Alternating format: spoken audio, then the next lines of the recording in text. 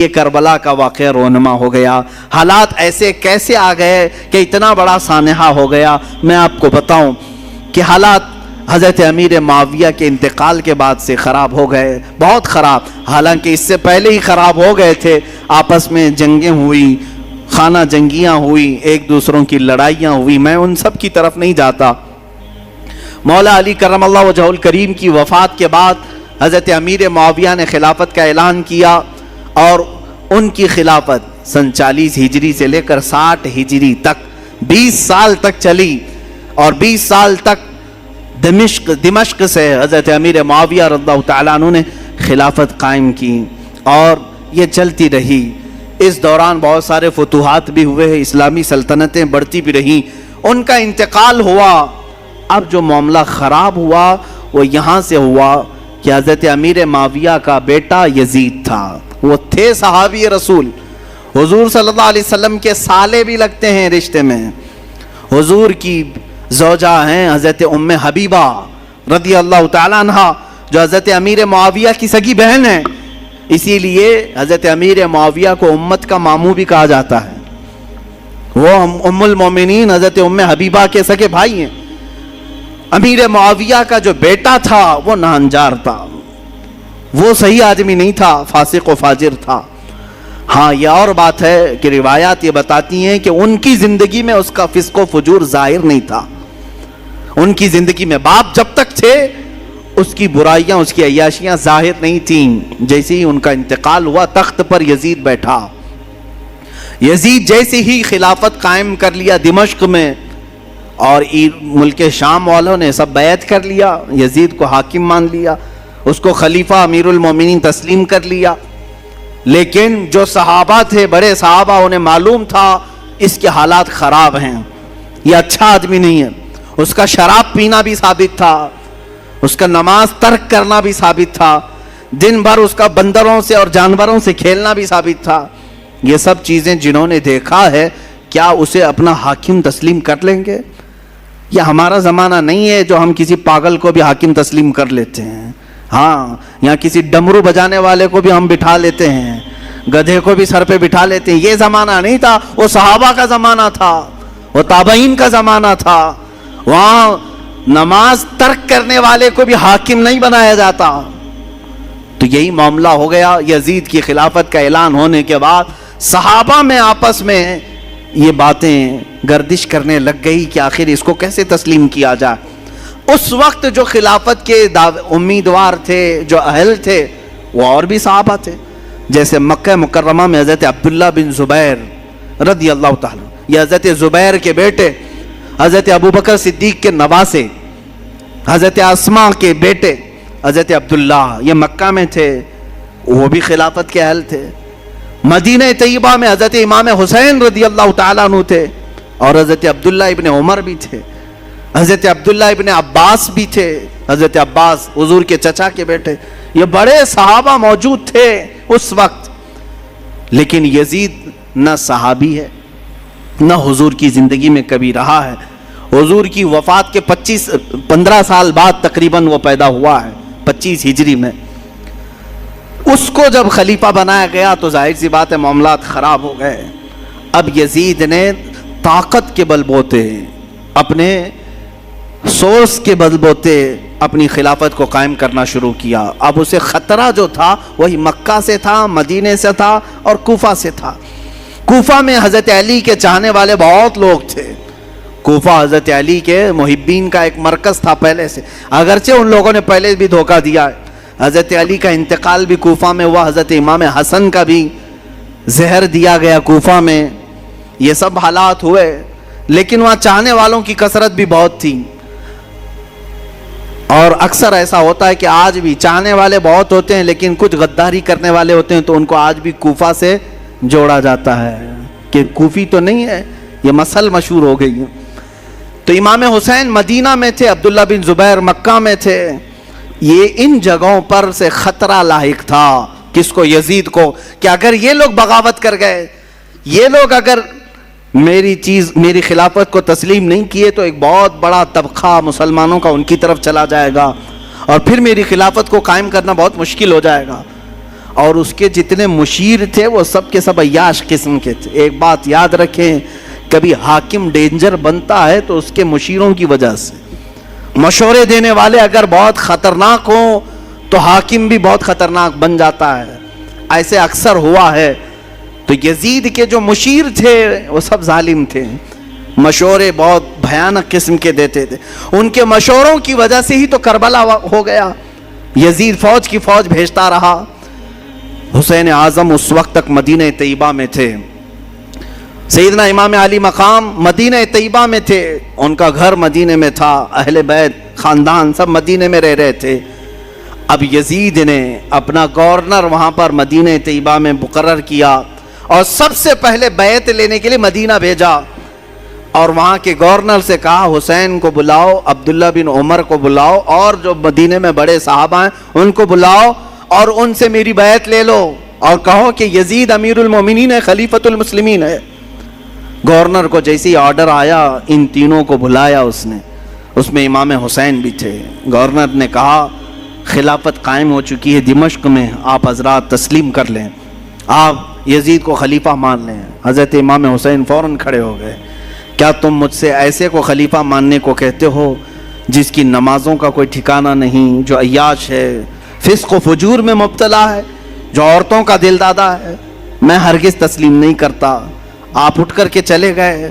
اس کے بعد جب یہ بات یزید کو پتہ چلی تو گورنر کو سخت آرڈر آیا کہ یا تو ان کی بیعت لے لو یا تو پھر ان کو قتل کر ڈالو. اتنا سخت حکم آیا تو جو گورنر تھا مدینے کا اس نے امام حسین کو بلایا اور کہا میں نہیں چاہتا کہ رسول اللہ کے گھر والوں کے ساتھ میں سختی کروں, اور مجھے میری نوکری کی بھی فکر ہے. میں اگر آپ کے ساتھ سختی کے ساتھ معاملہ نہ کروں تو یزید مجھے مار ڈالے گا, بیچ کا کوئی راستہ نکالیں. تو امام حسین نے کہا ٹھیک ہے, میں بیچ کا راستہ یہ نکالتا ہوں کہ میں مدینے سے نکل جاتا ہوں, میں مدینہ طیبہ سے ہی نکل جاتا ہوں تاکہ تجھے کوئی سختی وہ نہ کر سکے. اس نے گورنر نے کہا ٹھیک ہے آپ یہ کام کر سکتے ہیں. سیدنا امام حسین رات کے وقت اپنے گھر والوں کے پاس آتے ہیں. یہاں سے شروع ہوتی ہے داستان. اپنے گھر والوں سے کہتے ہیں آؤ اب ہمارے لیے مدینہ تنگ ہو گیا ہے, یزید کی سختیاں بڑھتی چلی جائیں گی, اس کے ظلم کی داستانیں اب رقم ہونا شروع ہو چکی ہیں. اپنے گھر والوں سے کہا ہم سب ہجرت کر رہے ہیں مدینہ طیبہ سے. سب نے پوچھا کہاں جا رہے ہیں؟ کہا مکہ مکرمہ جائیں گے, وہاں جا کر کے حرم کعبہ میں رہیں گے. حرم کعبہ میں کوئی جنگ و جدال نہیں کر سکتا, قتل و قتال نہیں کر سکتا, حرم کعبہ میں جا کر رہیں گے. آپ اندازہ کریں رسول پاک نے ہجرت کر کے مکہ کو چھوڑ کر مدینہ آباد کیا. ان کے نواسے کے ساتھ ایسا معاملہ پیش آ رہا ہے کہ انہیں مدینے سے ہجرت کر کے مکہ جانا پڑ رہا ہے. رات کے وقت اپنے گھر والوں کو اٹھایا اور جتنے لوگ تیار ہوئے ہیں اس میں اپنے عزیز خاندان کے لوگ تھے. مدینے سے پہلے کچھ ہی لوگ تیار ہوئے. آپ کی 2 بیویاں ساتھ میں تھیں, آپ کے شیرخوار بچے حضرت علی اصغر, آپ کے جوان بیٹے حضرت علی اکبر, آپ کے بھتیجے حضرت امام قاسم, اور آپ کی بھتیجی, اور آپ کی اپنی بڑی بیٹی حضرت سکینہ رضی اللہ تعالیٰ عنہ. یہ سب گھر والوں کا ایک قافلہ نکلا. پہلے تو یہ لوگ 12-15 کی تعداد میں تھے, اور صبح کا وقت تھا جب مدینے سے یہ قافلہ نکلنے کو تیار ہوا. روضہ رسول پر میرے آقا کی بارگاہ میں امام حسین آئے. میرے عزیزو اب پھر یہاں سے حالات ہمارے بے قابو کر جاتے ہیں. میں یہ چاہتا ہوں کہ اس بار کے بیانات میں اب ہم رونے دھونے کو فوقیت نہ دیں. غم حسین تو تڑپاتا ضرور ہے لیکن ہم اپنے جذبوں کو جوان رکھنا چاہتے ہیں, اور ہم چاہتے ہیں کہ اب حسینی کردار ادا کرنے کا وقت آ جائے. ہمارے جوانوں میں پھر وہ غیرت بیدار ہو جائے کہ ہم دین کی خاطر ہر مصیبت کو اور مشقت کو اٹھانے کے لیے تیار ہو جائیں. حسین اعظم روضہ رسول پر آئے, میرے آقا صلی اللہ علیہ وسلم کو سلام پیش کیا اور درد بھری آواز سے کہا یا رسول اللہ, یا ابتا, اے میرے باپ. حضور کو اکثر وہ ابا کہہ کر کے ہی پکارتے تھے. میرے آقا کی بارگاہ میں پکار کر کے کہا آپ کے مدینے سے مجھے निकलना पड़ रहा है, मेरे लिए मदीना तंग कर दिया गया, मेरे छोटे बच्चे लेकर के मैं रवाना हो रहा हूँ। ये कैफियत तो मेरे आका ही जाने, कब्र अतहर से उस हुसैन को रुखसत होता हुआ देखकर मेरे आका पर क्या गुजर रही होगी, जिसके गर्दन को मेरे आका ने बोसे लिए, जिसको सूंघा करते थे, जिसको दोष पर बिठाया करते थे, जिसको सजदों पर अपनी पुश्त पर बिठाया करते। उस हुसैन की रुखसती यकीनन गम का माहौल तो था। मेरे आका सल्लल्लाहु अलैहि वसल्लम के रोज़े अतहर से निकलकर सैयदा कायनात फातिमतुज़ ज़हरा रज़ियल्लाहु तआला अन्हा जो जन्नतुल बकी में दफन थी, उनके रोज़े पर आए, अपनी माँ की तुरबत पर आपने लिपट करके रोया और रुखसती की इजाज़त मांगी और कहा आपका हुसैन अगर मदीना छोड़ रहा है तो सिर्फ इसलिए कि रसूलुल्लाह का ये मदीना खून से आलूदा ना हो, मुसलमानों का खून ना बहे। मैं मुसलमानों का खून बहना नहीं देखना चाहता और मदीने की हुर्मत को पामाल होने नहीं देना चाहता, मुझे इजाज़त दी जाए। हुसैन आज़म ने अपनी माँ से इजाज़त ली, अपने छोटे बच्चों का एक काफिला लेकर निकल पड़े। मेरे अजीज़ों, घर वालों का काफिला जब मदीना छोड़ रहा है क्या कैफियत होती है।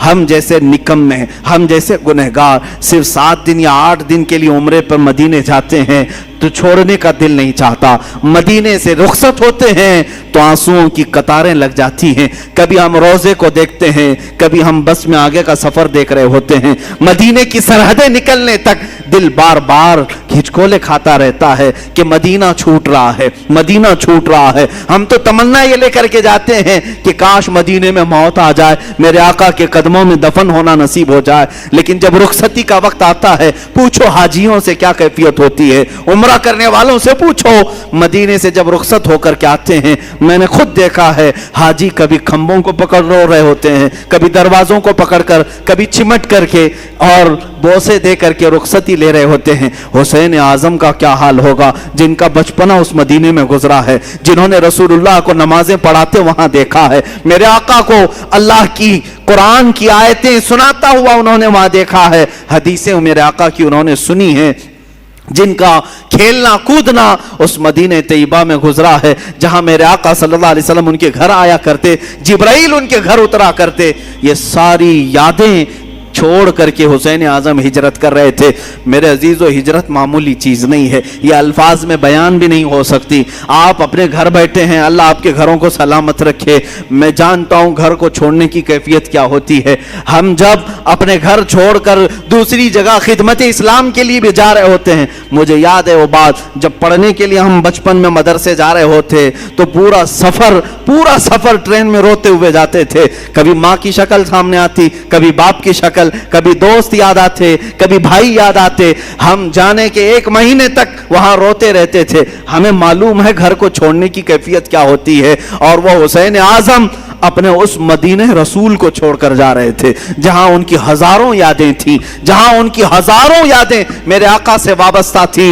हुसैन आजम की हिजरत पर लाखों सलाम। उन्होंने अगर हिजरत किया भी है तो दीन मुस्तफ़ा के लिए किया है। ऐ जवानों, तुम सब इस बात को याद रख लेना, अगर मुस्तफ़ा के दीन पर कभी आँच आए, अगर वतन छोड़ना पड़े, हिजरत करना पड़े, तो हिजरत को भी हम बर्दाश्त कर सकें। इसलिए कि सिर्फ और सिर्फ दीन के लिए जिसने हिजरत किया, वमन युहाजिर फी सबीलिल्लाह, अल्लाह कुरान में फरमाता है, जो अल्लाह की राह में हिजरत किया, अगर बीच रास्ते भी उसकी मौत आ जाए, अल्लाह उसका अजर तैयार कर रखा है। हिजरत का बड़ा अजर और सवाब भी है। मेरे अजीजों, दीन मुस्तफ़ा के लिए ये उठाया हुसैन आजम ने सारा कष्ट, सारी मुसीबतें, सारी मशक्क़तें। यहाँ से निकल करके मक्के मुकर्रमा का सफ़र किया। मक्के मुकर्रमा जब पहुँचे, इमाम आली मकाम, ये शाबान का महीना था और शाबान के बाद ठीक रमज़ान आने वाला था। मक्का वालों ने इस्तकबाल किया और अच्छे से सारे लोग मिलने जुलने लगे और कहा अच्छा किया आपने यहाँ तशरीफ़ लाए, अमन व अमान के साथ रहें। यहाँ तक तो मामला सब ठीक ही था। इमाम हुसैन अगर मक्का ही में रह जाते, वहीं पर तवाफ़ काबा, हरम काबा में मुकीम रहते तो कुछ होना न था। लेकिन क्या करें, कुदरत का लिखा हुआ वो गालिब आकर रहेगा। इनकी शहादत अचानक नहीं हुई है मेरे अजीज़ों। हुसैन आज़म की शहादत उनके बचपन में ही मशहूर हो गई थी। हुजूर अकरम सल्लल्लाहु अलैहि वसल्लम उम्मे सलमा, हज़रत उम्मे सलमा अपनी ज़ौजा के पास एक शीशी में थोड़ी सी मट्टी ला करके देते हैं और कहते हैं, ए उम्मे सलमा, जिब्राइल मेरे पास आए थे और उन्होंने कहा, या रसूल अल्लाह, आपकी उम्मत आपके इस नवासे को ایک جگہ پر قتل کر دے گی اور خون بہا دے گی۔ میں رونے لگا تو جبرائیل اس جگہ کی مٹی بھی لا کر مجھے دے گئے۔ سلمہ کہتی ہیں میرے آقا نے وہ مٹی مجھے دی اور کہا جس دن یہ مٹی سرخ ہو جائے سمجھ لینا اے سلمہ میرا بیٹا شہید ہو گیا، میرا نواسہ شہید ہو گیا۔ یہ کب میرے آقا نے بشارت دی تھی؟ جب حسین اعظم کی عمر ابھی 5 سال کی تھی۔ 5 سال کی عمر میں ہی ان کی شہادت کی خبر مشہور ہو چکی تھی۔ پھر بھی لوگ کہتے حضور کو پیٹھ پیچھے کا علم نہیں تھا، جو اپنے نواسے کی 50 سال بعد ہونے والی شہادت کی خبر دے رہے ہوں۔ میرے آقا صلی اللہ علیہ وسلم غیب دان نبی ہیں۔ آقا کونین صلی اللہ علیہ وسلم نے فرمایا تھا اور قدرت کا لکھا غالبانہ تھا، رمضان کا مہینہ چل رہا تھا، بیچ رمضان میں کوفہ والوں نے خط لکھنا شروع کیا۔ یہ کوفہ شہر ہے کیا؟ یہ سارا ماجرا یہ کوفہ میں آ کر کے اٹکتا ہے۔ کوفہ والے ایک ایسا شہر ہے جس کو تقریباً 14 یا 16 ہجری میں بسایا گیا تھا، اور ان لوگوں کی فطرت میں اس طرح عیب نکالنا یا فوراً کسی کا ساتھ چھوڑ دینا یہ دغا بازی پہلے سے رہی اور شاید آج تک بھی ہوگی، آج تک بھی رہی ہو۔ کوفی لوگ اس طرح کی دغا بازیاں کرتے رہے، لیکن وہ شیعان علی میں سے تھے، حضرت علی کی محبت کا دعویٰ کرتے تھے۔ تو حضرت امام حسین کا مدینے سے ہجرت کر کے مکہ آنا جیسے ان کو پتہ چل گیا کہ امام حسین نے یزید کی بیعت نہیں مانی، تو کوفہ والے بھی یزید کو نہیں مانتے تھے۔ انہوں نے کہا کہ اچھا ہو گیا ہمارے اوپر کوئی امام نہیں ہے، ہم خط لکھ کر کے حسین اعظم کو یہاں بلاتے ہیں، کوفہ میں ان کے ہاتھ پر بیعت کر کے ان کی خلافت کا اعلان کر دیں گے، اور پھر دھیرے دھیرے یزید کو بھی ختم کر دیں گے، اور ساری جگہوں پر ایک ہی خلافت قائم ہوگی، اور وہ ہوگی حسین اعظم کی خلافت۔ کوفہ والوں نے یہ سوچ کر کے خط لکھنا شروع کیا اور حضرت امام حسین کو کہا ہم آپ کے باپ کے وفادار ہیں، آپ کے بڑے بھائی کے وفادار ہیں، آپ تشریف لے آئیں۔ خط پہلے 5-6 خط آئے، آپ نے دیکھا اور رکھا، صحابہ سے مشورہ کیا، سارے صحابہ نے انکار کیا، آپ کوفہ نہ جائیں۔ آپ کے والد گرامی وہیں انتقال کیے، وہیں مارا گیا آپ کے والد حضرت علی کو، اور امام حسن کو زہر دینے والوں میں بھی وہی لوگ تھے، اب آپ نہ جائیں۔ تو مشورہ ایسے ہی ہوتا رہا، ٹلتا رہا، خط پہ خط آتے رہے۔ ایک وقت ایسا آیا کہ 56 خط ایک ساتھ آئے، بعض روایات میں کئی 100 خط آئے جس میں سب مہریں تھی، سائن تھی، دستخط تھے، اور اس میں اخیر میں یہ خط آ گیا اے حسین اعظم اگر آپ نہیں آتے اور قیامت کے دن ہم سے سوال ہو گیا کہ تم نے یزید جیسے فاسق و فاجر کی بیعت کیوں کی، تو ہم کوفہ والے کہیں گے اے اللہ ہم نے رسول اللہ کے نواسے کو بلایا تھا، وہ نہیں آئے، اس لیے ہم نے یزید کی بیعت مان لی۔ حسین اعظم کو یہ بات بہت لگ گئی، کہا ان لوگوں نے تو ایسی بات رکھ دی ہے، قیامت کے دن اگر مولا مجھ سے سوال کر لے کہ حسین تم اہل تھے خلافت کے اور لوگ بلا بھی رہے تھے، تم نے ان کو یزید جیسے فاسق و فاجر کے حوالے چھوڑ کر مکہ میں امن و امان کیوں لے لیا؟ تمہیں جانا چاہیے تھا، میں کیا جواب دوں گا اللہ کی بارگاہ میں؟ تو حضرت حسین سارے لوگوں کے مشوروں کو رکھتے ہوئے خود اٹھ جاتے ہیں۔ یہ رمضان بھی ختم ہوا، حج کا موسم قریب آ چکا تھا، امام حسین رضی اللہ تعالیٰ عنہ نے کہا نہیں اب میں کوفہ جاتا ہوں۔ پھر بعد میں اصرار ہوا، منع ہوتا رہا، پھر صحابہ کی ایک رائے بیچ میں نکل آئی۔ حضرت عبداللہ ابن عمر، حضرت عبداللہ ابن زبیر رضی اللہ تعالیٰ عنہما نے کہا ایسا کریں آپ کے جو معتمد ہیں جو بہت خاص ہیں ان کو آپ بھیجیں، اور اگر وہ آپ کو کہہ دیں کہ یہاں حالات ٹھیک ہے تو آپ چلے جائیں۔ تو امام حسین نے اپنے بھائی حضرت امام مسلم بن عقیل رضی اللہ تعالیٰ جو آپ کے چچیرے بھائی تھے، حضرت امام حسین کے چچیرے بھائی تھے، بڑے معتمد تھے، سفر میں ہمیشہ ساتھ رہتے۔ اچھا یہ بھی میں بتاؤں امام حسین جب مکہ آئے تو الگ الگ علاقوں سے سب ہجرت کر کے اس قافلے میں شامل ہو گئے تھے، تب جا کر کے یہ قافلہ 82 لوگوں کا ہو گیا تھا۔ جو 82 کی تعداد آپ سنتے ہیں یہ دھیرے دھیرے بیچ بیچ میں ملتے آئے۔ تو امام حسین نے حضرت امام مسلم کو بھیجا کہ آپ جائیں کوفہ اور وہاں جا کر کے آپ خط لکھیں، اگر حالات صحیح ہوں گے تو میں اپنے قافلے کو لے کر کوفہ آ جاؤں گا۔ امام مسلم نکلے اور جب وہ راستے میں گئے تو کچھ لوگوں سے راستہ پوچھتے ہوئے کوفہ تک پہنچے۔ میں بہت مختصر سے حالات بیان کر رہا ہوں میرے عزیزو۔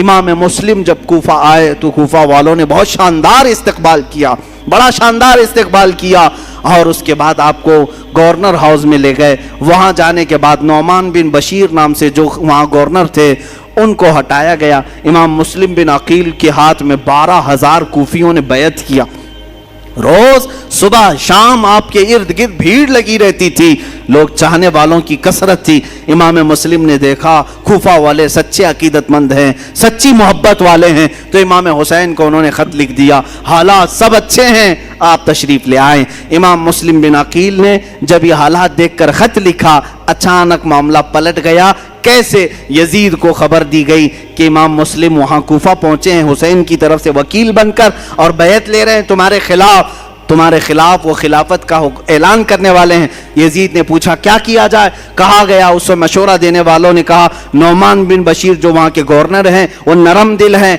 या तो फिर वो खुद ही ये काम करा रहे होंगे, उनको हटाओ, एक सख्त किस्म के आदमी को वहां भेजो। पूछा गया कौन हो सकता है ऐसा सख्त आदमी?